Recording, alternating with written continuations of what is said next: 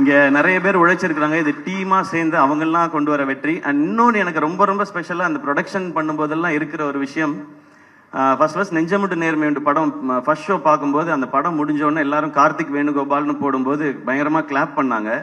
அப்போ அவங்க அப்பா ரொம்ப எமோஷனல் ஆகி கார்த்திக் வேணுகோபாலை கட்டி பிடிச்சிட்டாரு. அவர் ரொம்ப ஸ்ட்ரிக்ட் அவர்கிட்ட.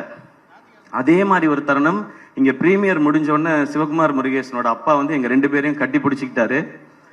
அந்த செகண்ட் ஃபீல் பண்ண எங்கள் அப்பா சாகலை அப்படின்னு. சாரி, நான் ரொம்ப சென்சிட்டிவ் அண்ட் எமோஷனல். ஸோ அது கிடைச்சதெல்லாம் தான் எனக்கு ரொம்ப ரொம்ப பெரிய இது ஒரு நிறைவை கொடுக்குது. எனக்கு அமரன் மாதிரி வெற்றி, தாய்க்கிழவி மாதிரி வெற்றி, கணா மாதிரி வெற்றி வரும்போது ஒரு நிறைவையும் ஒரு அமைதியையும் கொடுக்குது. அந்த அமைதி இன்னும் ஒழுங்கா வேலை செய்யணுன்றத சொல்லிக்கிட்டே இருக்கு. நிச்சயமா செய்வோம். ஏன்னா இங்க வெற்றிங்கிறது விளையாட்டுல கூட விளையாட்டா வராது. அதுக்கு உழைக்கணும், அதுக்கு ஒரு டீமா உழைக்கணும். அந்த மாதிரி உழைச்சா வெற்றி எப்பயுமே சாத்தியப்படுங்கிறது இந்த மேடை திரும்ப சொல்லி கொடுத்துருக்கு.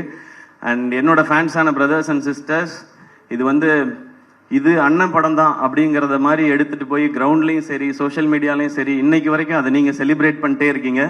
அதுக்கு ரொம்ப ரொம்ப ரொம்ப ரொம்ப நன்றி.